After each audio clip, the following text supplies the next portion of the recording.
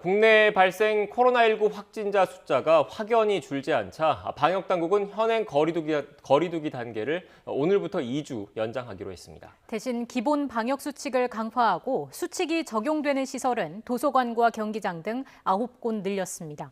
해당 장소들에서는 식음료 섭취 등이 금지됩니다. 취재기자 연결해서 자세히 알아보겠습니다. 정현우 기자. 네, 서울 마포구 서강도서관에 나와 있습니다. 네, 지금 정 기자가 나가 있는 그 도서관 바뀐 기본 방역 수칙이 적용되고 있습니까? 네, 그렇습니다. 제가 나와 있는 이곳은 도서관 입구인데요. 이렇게 보시다시피 입구를 보시면은 QR코드로 출입자 명부를 작성하게 하고 직원 한 명이 배치돼서 들어오는 사람들의 체온 측정을 하고 있습니다. 오늘부터 강화된 방역 수칙이 적용되는 이곳 도서관은 기존에도 같은 방식으로 출입자들을 관리해 왔다고 합니다. 다만 방역 수칙 강화를 했기 때문에 오늘부터는 이곳에서 식사 등이 아예 전면 제한됩니다. 그러니까 이곳 관계자들은 앞으로 이용자들이 식사를 하는지 여부 등을 추가로 잘 살펴보겠다고 설명하고 있습니다. 중점관리시설을 위주로 방역관리자를 둬야 했던 것과 달리 식당이나 도서관 등 시설에서도 방역관리자 지정은 앞으로 필수입니다. 방역당국은 이용자와 종사자의 증상과 체온을 확인하고 이상이 있으면 출입을 제한한다는 수칙을 못 박았습니다.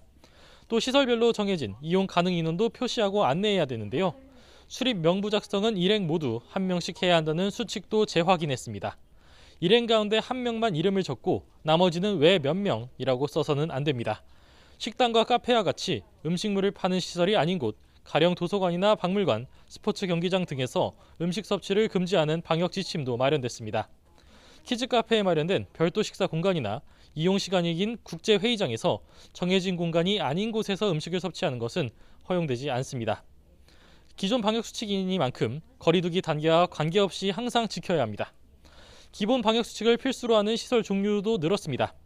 기존 중점관리시설과 일반관리시설 24종에 더해 미술관과 박물관, 도서관, 스포츠 경기장, 전시장, 박람회 등 9개 시설이 더 추가됐습니다.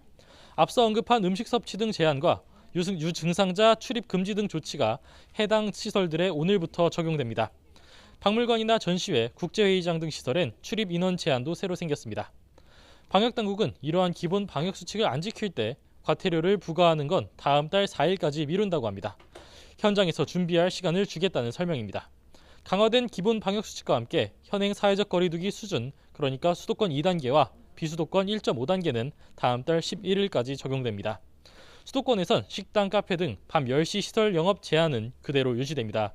지금까지 서울 마포구 서강도서관에서 YTN 정현우입니다.